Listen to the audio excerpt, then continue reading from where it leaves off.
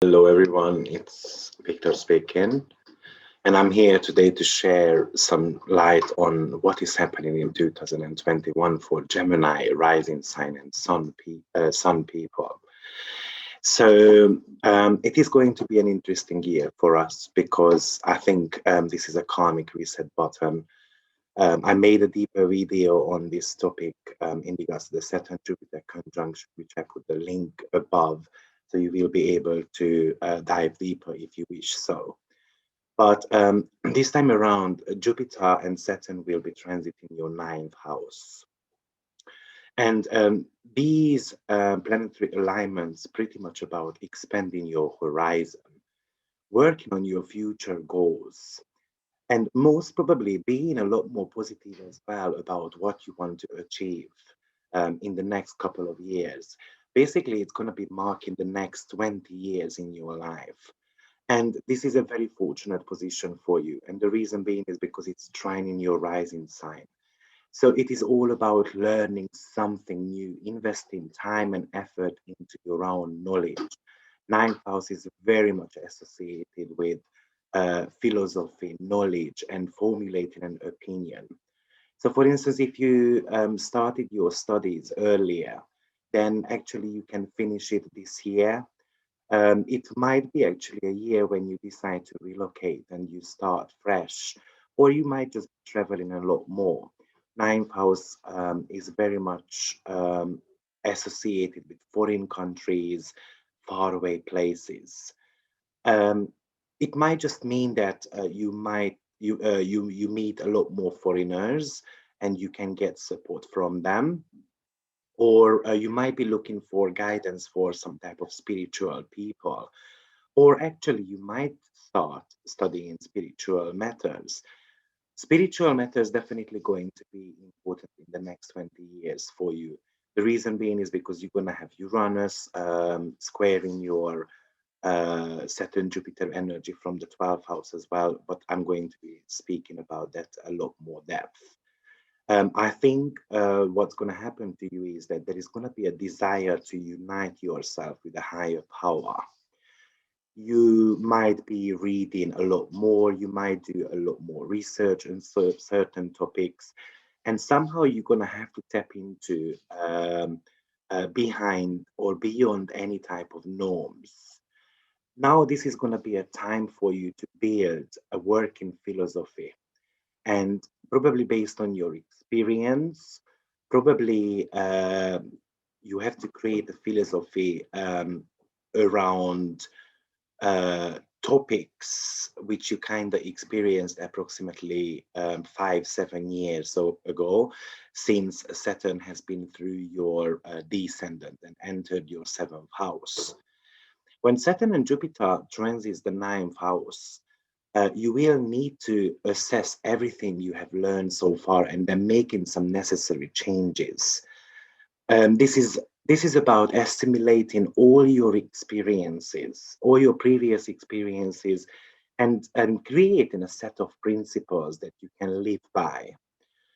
You might be looking for a system which you believe it works. You might be looking for the meaning to life. This year is going to be about your morals, your ethics, especially your work ethic. I think you would want to go through a self-improvement that actually works for you as an individual.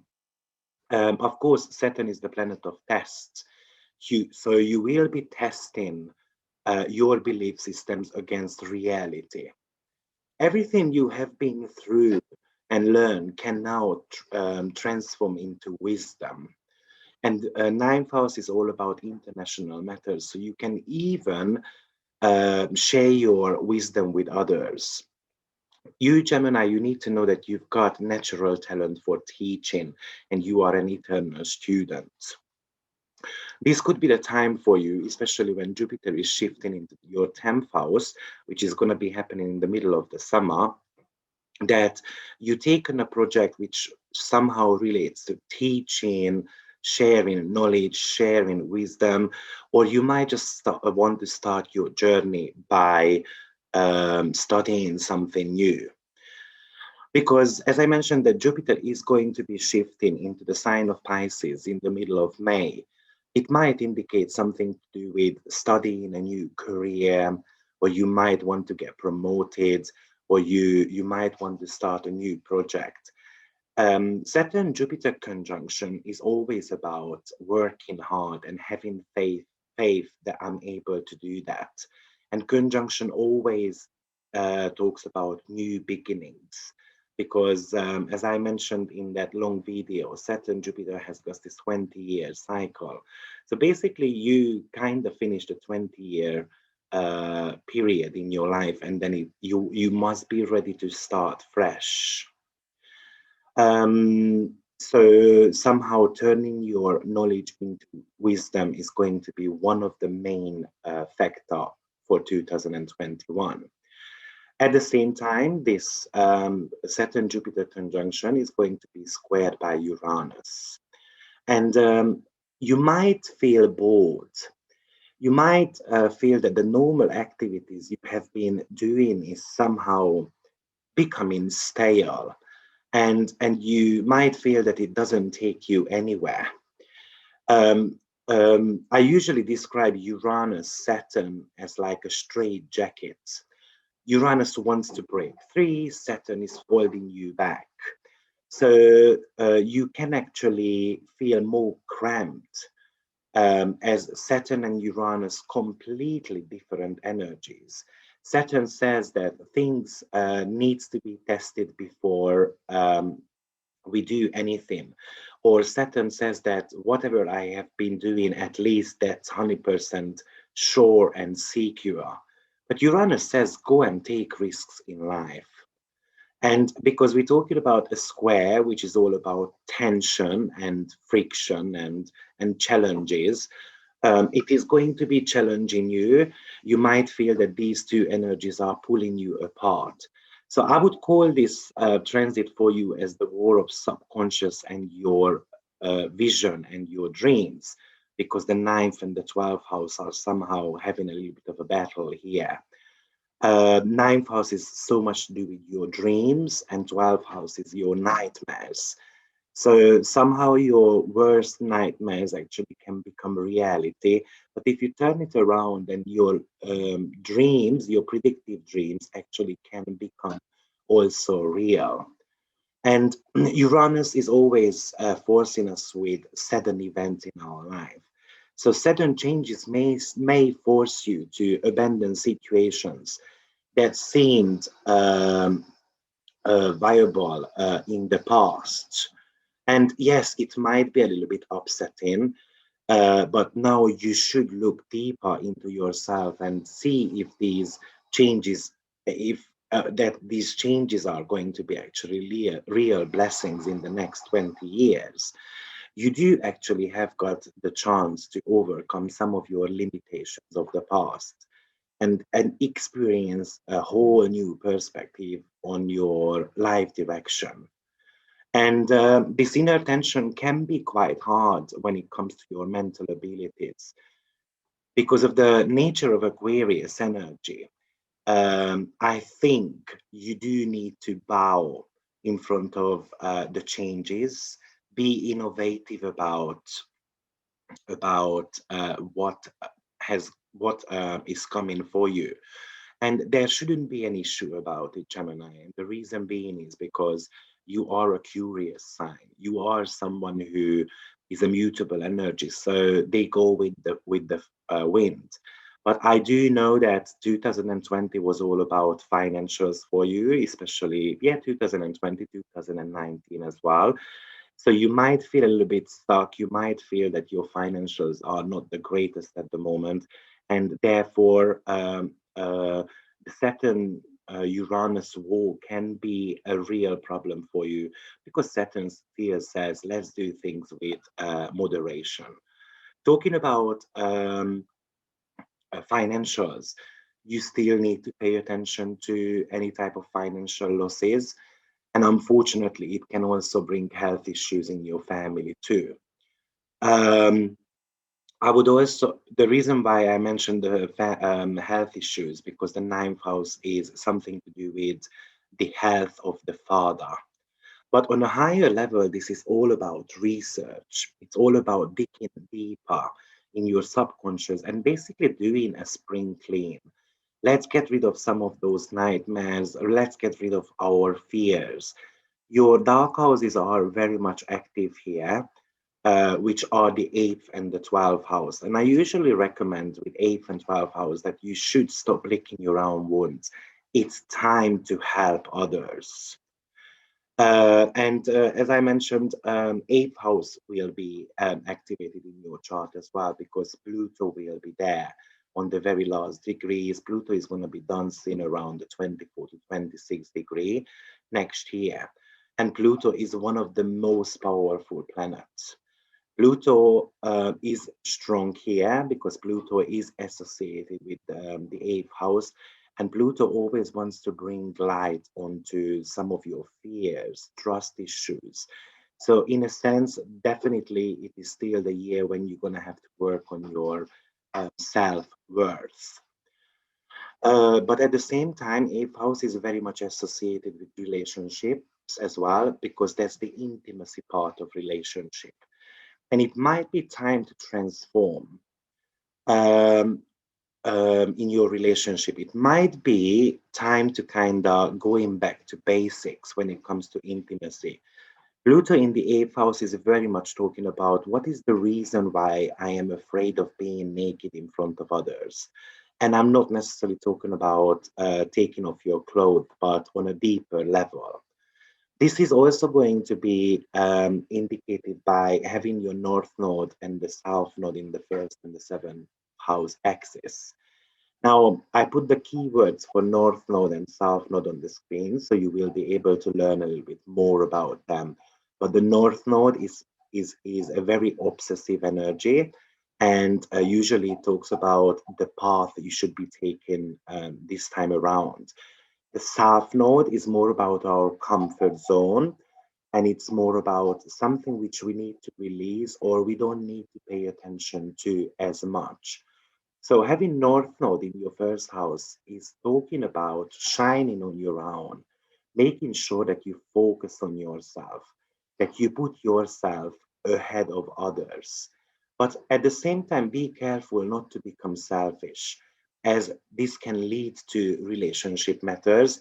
And eventually, some of the Geminis might end up getting divorced as well.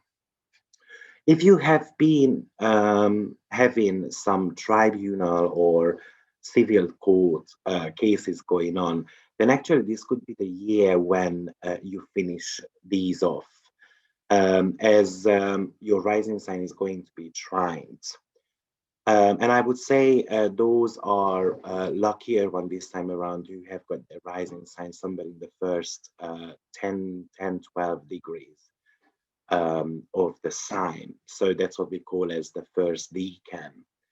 But when we look at your north node and the south node, well, it is especially important for you as as I mentioned, you have got your north node in the first house.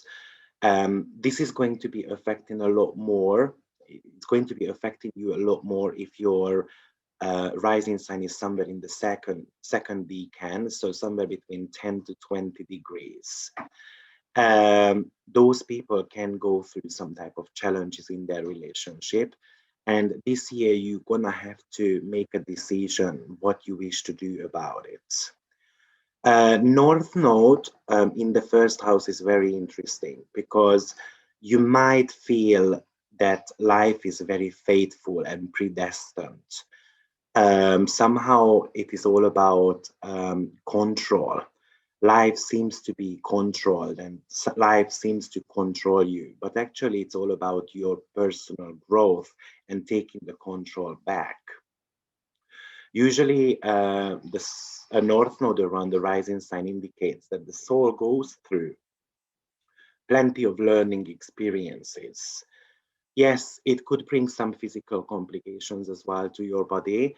So this time around, you must pay attention to what you eat, what type of physical exercises you do, how much you connect with others. It is the year when you don't need to be an advocate on behalf of others. They should do that for themselves. You need to be more focused on your own projects, becoming more self-confident. And also, you've got Uranus going through your 12th house, which I briefly mentioned already, but I would like to dig into it deeper. So, people with Uranus in the 12th house always hide something. Somehow they might feel imprisoned. They might feel that they are in a golden cage and they want to break out of it. So Uranus wants to remind you that you need to come out of your shell. As I mentioned, this is kind of a straight jacket type of feeling, knowing that there is always a way out and you don't need to bury yourself. You may have to learn to fully express your highly creative side. Um, and as I mentioned, Uranus often feels like it is being forced into a straight jacket, basically into a place which is filled with untapped potentials. Look at it as a opportunity. I think Uranus, because those are the extreme strange energies, it might brings you strange dreams or nightmares. I recommend looking at the meaning of those because some of your dreams have got predictive dreams, and some of them are um, more about just the game of the subconscious. Uranus tends to give you gifts, and the Uranian gift might reveal themselves through sudden revolutionary energies, dreams, or prophecies. Um, and you just need to pick up on the patterns, which is Uranus very good at. You can suddenly connect to the collective, but in order for you to do that, you need to break down your walls because obviously Taurus is something which is all about protection. I believe that Uranus wants to give you a breakthrough moment. And this could happen around summertime when Jupiter will be in Pisces. So you might be having a lot more spiritual connections and inclinations. This could be the year when you might do some past life trauma cleansing or regressions, or you should be doing yoga and more spiritual inclined activities where you can be balancing out the mind, the body, and the spirits. Some of you might feel that you are going nuts, but Uranus is the planet of sudden awakening. Some of you might also feel that you kind of are a misfit to the society. And you might believe that it is a completely bad thing, but you just need to remember that you are an innovator. And of course, this transit lasts for 7 years. So you still have got a good 4 or 5 years ahead of you when you can actually sort out these Uranian traits. You might be more inclined or interested in astrology, for instance, psychic abilities, parapsychology, something to do with the new age and spiritual movements. I've also mentioned in the Aries video that I'm expecting to see plenty of Aries rising student in my upcoming foundational course, which probably I'm going to start somewhere in February.